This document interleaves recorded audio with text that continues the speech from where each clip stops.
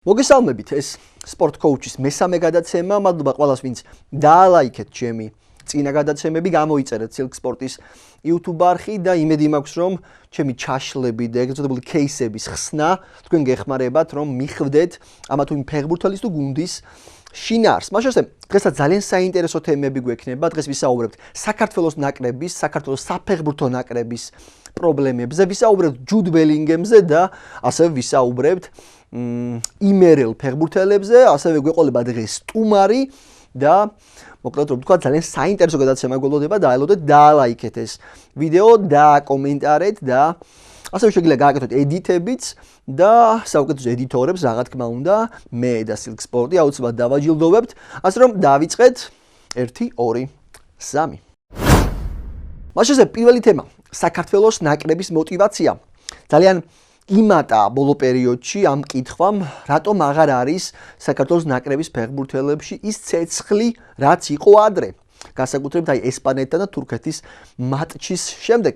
მე მაქვს რამოდენიმე იდეა, რის საშუალებითაც შეგვიძლია დავაბრუნოთ ისევ ცეცხლი საქართველოს ნაკრების ბიჭების თვალებში. მაგალითად, აი ისეთ თემებზე უნდა ესაუბროთ თამაშის დაწყებამდე, რომ ქართველ ფეხბურთელს мотиваცია აუმაღლოთ. მაგალითად, მოდი მწვრთნელმა თამაშამდე რამოდენიმე წუთით ადრე უთხრავს ფეხბურთელებს, რომ რამოდენიმე წუთის წინ ჩავიარე მეტოქე გუნდის გასახდელთან და ვიღაც ამბობდა, ხინკალი არ მომეწონაო. ძალიან ცუდი ხინკალი აქვს აქო.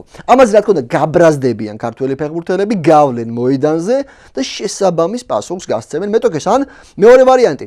მწვრთნელმა უთხრავს ფეხბურთელებს, ბიჭებო, ეხლა ჩავიარე მეტოქის გასახდელთან და ვიღაც ამბობდა, ჩვენი ღვინო ჯობია ქართულ ღვინოსო. რა თქმა უნდა ამაზე გამწარდებიან, რას ქვია სხვა ღვინოს ჯობია ქართულ ღვინოს, გავლენ მოედანზე და შესაბამის პასუხს გასცემენ. ან თუ გადამწყვეტი თამაშია, მაშინ უფრო უნდა ავწიოთ ტემპერატურა და უფრო ისეთ რაღაცაზე უნდა გავაბრაზოთ, რაც მართლაც წითელი ხაზია. მაგალითად, თქვას მწვრთნელმა, ბიჭებო, ეხლა ჩავიარე გასახდელთან მეტოქის გუნდის და ვიღაც ამბობდა, ჰოთ-დოგი მირჩევნია ხაჭაპურსო. რა თქმა უნდა, ეს იქნება წითელი ხაზი, ბიჭები გავლენ და შესაბამის პასუხს მიცემენ, რადგან მოდი შევთანხმდეთ, რომ თუ გინდა რომ ან თუ ადამიანი ისეთ ადგილებში უნდა ჩააჭირო, რომ ის წითელი ხაზი იყოს და ჩვენ ქართველები არავის ვაპატიებთ ხინკლის, ჩვენი ღვინის და ხაჭაპურის შეურაცხყოფას, ასე რომ სწორად მიდგომის შემთხვევაში ბიჭები მოტივირებული გავლენ მოედანზე და შესაბამისად ითამაშებენ და ყოველთვის გვახსოვდეს ბრაზილიელი ფსიქოლოგის ჟუნინიო პარნაბუკანოს სიტყვები. ხერხის ჯობია ღონესა, თუ კაცი მოიგონებსა. გადავიდეთ შემდეგ თემაზე. შემდეგი თემა არის ჯუდ ბელინგემი. ძალიან ნიჭიერი მადრიდის რეალის ინგლისელი ფეხბურთელი, მაგრამ ცოტა პრობლემატური, რადგან ჯუდს ძალიან კარგი პირველი სეზონი ჰქონდა რეალში, მას შემდგომ კი თითქოს ცოტა დაღმასვლა. აქ შეიძლება იყოს სამი ვარიანტი, რატომ მოხდა ეს. პირველი, თავში ავარდა, ჯუდმა იფიქრა, მე უკვე რეალში ვარ, მე უკვე მივაღწიე მისაღწევს, მეტი რაღა უნდა გავაკეთო. მეორე, ეს შეიძლება იყოს უიღბლობა, იმიტომ რომ ხშირად ზდევს ფეხბურთელს უიღბლობა, გინდა თამაში, მაგრამ ვერ თამაშო და მესამე, შეიძლება რატომაც წავიდა დაღმასვლა, შეიძლება ჯუდს ჰყავდა შეყვარებული, რომელსაც რეალში გადასვლის შემდეგ დაშორდა, გოგონა გაბრაზდა, წავიდა და ჯუდს ჯადო გაუკეთა. შესაძლოა, მაგრამ ამ სამი ვარიანტიდან ყველაზე რეალურია უიღბლობა, რადგან ზდევთ ეს ყველაფერი ფეხბურთელს და ჯუდის სიტუაცია ძალიან გავს ლუდს. აი ახალი ლუდი როცა გამოდის და ძალიან გემრიელია და შემდეგ ფუჭდება. იგივე აქაც ჯუდი პირველ სეზონში კარგი იყო, მაგრამ შემდეგ ცოტა გაფუჭდა, მაგრამ მე ვფიქრობ, რომ მას აქვს იმდენი შესაძლებლობა, რომ ისევ გემრიელი გახდეს, ანუ ლუდის ვარიანტში გემრიელი, ფეხბურთის ვარიანტში კიდევ კარგად ითამაშოს და დაუბრუნდეს თავის სასურველ ფორმას და ფიქრობ ისევ და ისევ გაახაროს მადრიდის რეალის გულშემატკივარი. ამიტომ ყოველთვის გვახსოვდეს ზესტაფონელი ფსიქოლოგის დიმა ნებიერიძის სიტყვები. არ დანებდე შენ დაგანება ჯანდაბამ. გადავიდეთ შემდეგ თემაზე, იმერელი ფეხბურთელები და ვისაუბროთ იმერელი ფეხბურთელების ფენომენზე, თუ რა პლუსი აქვს იმერელ ფეხბურთელს. მოდი ავიღოთ მაგალითად საქართველოს ნაკრების ორი იმერელი ფეხბურთელი, გიორგი გოჩოლეიშვილი და ბუდუ ზივზივაძე. გიორგი გოჩოლეიშვილი როგორც სწრაფი, როგორც ბიკენტიას ქაბაბის შეკვეთა, როგორც იცით ბიკენტიას ქაბაბის როგორც კი შეუკვეთავ ქაბავს, ეგრევე გაძლევენ. ანუ ისეთივე სწრაფია გიორგიც, ფლანგიდან ფლანგზე დაქრის, თითქოს იყოს ბიკენტიას ქაბაბის შეკვეთა. ბუდუ ზივზივაძე ქარი, ქუთაისური ქარი, რომელიც თუ ამოვარდა, აღარ ჩერდება. იგივეა ბუდუც თუ ფორმაშია და თუ თამაში წაუვიდა, ბუდუ აღარ ჩერდება. ანუ ამით იმის თქმა მინდა თუ რა პლუსები აქვს იმერელს და იმერელ ფეხბურთელს და იმერელ ბავშვს, რომელსაც ფეხბურთელობა უნდა. პირველი, იმერული ჰაერი. თუ შენ იმერელი ხარ და იწყებ თამაშს, იმერული ჰაერი ხომ ძალიან ჯანსაღი, რომელიც გეხმარება კუნთების განვითარებაში და სწორად ჩამოყალიბებაში. იმერული სუფრა, იმერული კერძები, ნატურალური, რომელიც ეხმარება შენს კუჭს დაბალანსებაში და იმერელი ადამიანი, იმერელი ხალხი, რომელსაც სულ უხარია შენი წარმატება და ვარჯიშზე მიმავალ გზაზე ყოველთვის გამხნევებენ, ასე რომ თუ შენ იმერელი ხარ, თუ შენ ეხლა ფეხბურთს იწყებ, ჩათვალე ყველაფერი გაქვს წარმატებისთვის. იმერული ჰაერიც, იმერული სუფრაც, იმერელი ხალხი, ასე რომ ყოველთვის გახსოვდეს ბუდუ ზივზივაძის სიტყვები. ჩემი ქუთაისი მე მეხუტუნა, ჩემი წარმატებებით ეხლა მე ვეხუტუნები მას.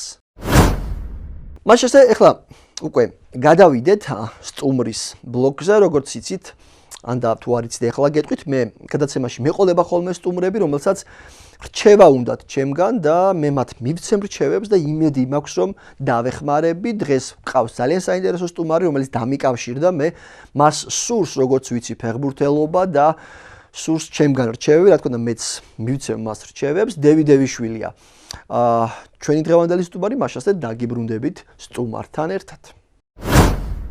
მაშასე ბრუნდებით, დევი დევიშვილია დღეს ჩემთან სტუმრად. მე როგორც გითხარით, შიგადაში მეყოლება სტუმრები და მივცემ რჩევებს და იმედი მაქვს რომ ჩემი რჩევები დაეხმარება ჩემს სტუმრებს. დევი შენ მე მომწერე პირადში რომ ჭირდება ბატონ თემურ შენი დახმარება სპორტის განხრით და მეც მოგიყვანე ჩემთან. აბა რა ხდება, რაში შემიძლია რომ დაგეხმარო? რა თქმა უნდა თემურ კოუჩ, მოგესალმები თქვენს მაყურებელს, თქვენზე უკეთეს ვის მიმართავდი ამ საკითხში თუ არა თქვენ უშუალოდ. მოკლედ გადავწყვიტე რომ მეკარეობა ვცადო. მეკარე მინდა რომ გამოვიდე, თან მე ხონიდან ვარ. როგორც ვიცით, გიორგი მამარდაშვილიც ხონიდან ბრძანდება, ლეგენდა, ასე ვიტყოდი. და ნუ რადგან მეც ხონიდან ვარ და გიორგი მამარდაშვილიც ხონიდანაა, მინდა რომ ვცადო და მეკარე გამოვიდე. რა დონეზე მაქვს შანსები რომ მომცეთ რამე რჩევა. ანუ რადგან გიორგიც ხონიდან არის, შენც ხონიდან ხარ, ანუ გონია რომ შენ შეგიძლია მეკარეობა, ანუ შენც შეიძლება მეკარე გახდე თუ რა кейსია ვერ მივხვდი უბრალოდ. ხო, რატომაც არა რომ კარგი, თქვენ სიმაღლეს გავსვამავ ერთი წამით.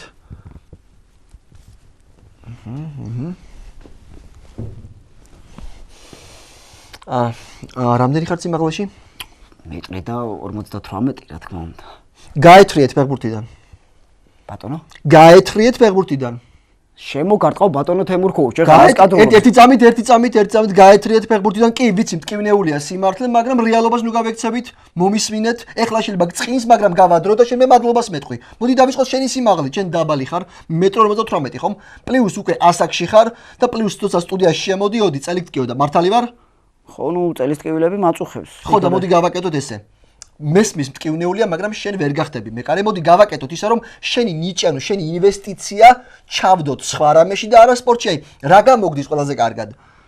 ყველაზე კარგად რავი, აი, სუფრასთან თამადობა, მაგალითად, სიტყვა პასუხი არ მეშლება, მიდი როგორც გინდა. შვენიერია. მოდი ვცადოთ და შენ შეეცადე, რომ გახდეს საუკეთესო თამადა. იმუშავე, რომ აი თამადობაც ხომ ერთგვარი სპორტია. შენ აი მართავ გუნდს, მართავ ანუ სუფრას, აი იმდენ ადამიანს, მათ უნდა მიუთითო რა დალიონ, როგორ დალიონ, მოიფიქრო სადღეგრძელო, მოიფიქრო ლექსი, ანუ დასახო ტაქტიკა.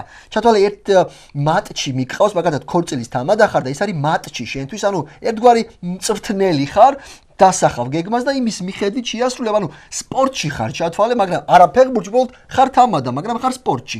აი, რასაც ღირძელო იცი, ყველაზე კარგად, აი რა ასამბობ ხოლმე. ნუ ეხა ბევრი ვიცი, შეიძლება 10,000-ობით ვიცი, მაგრამ ერთს განსაკუთრებულად კარგად გამოთქმით ვამბობ, აი, ვინც ჩამოიაროს და კარგი თვალით შემოხვიდოს, ყველას გაუმარჯოს. შვენიერია, იდეალურია, მოდი იშრომი ამისთვის და მე დარწმუნებული ვარ, რომ შენ დაგეხმარება ჩემი რჩევები და შენ საუკეთესო თამადა გახდები. ძალიან დიდი მადლობა. პირდაპირ გეტყვით, რომ აი ცხოვრებაში სწორი გზა მაჩვენეთ ბატონო თემურ კოუჩ. გაიხარეთ, მათო მადლობა არ არის საკმარისი ჩამერიცხეთ. მაშასე მეგობრებო, ჩვენ გადავდივართ ახლა უკვე შემდეგ რუბრიკაზე, სადაც მე მოგცემთ პროგნოზებს და იმედია, რომ ეს პროგნოზები თქვენ გამოგადგებათ. მადლობა.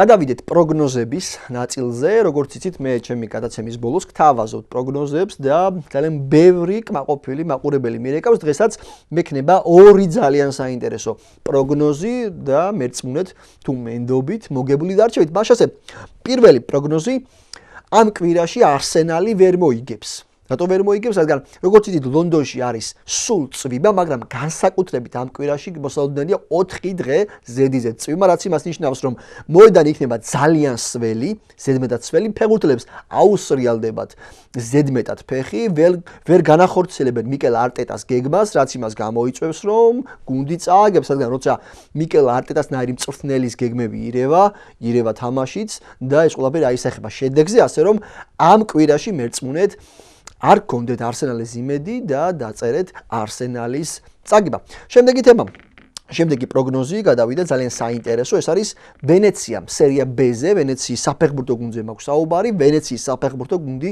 ამ კვირაში მოიგებს აუცილებლად მიზეზები ხო რატომ მოიგებს.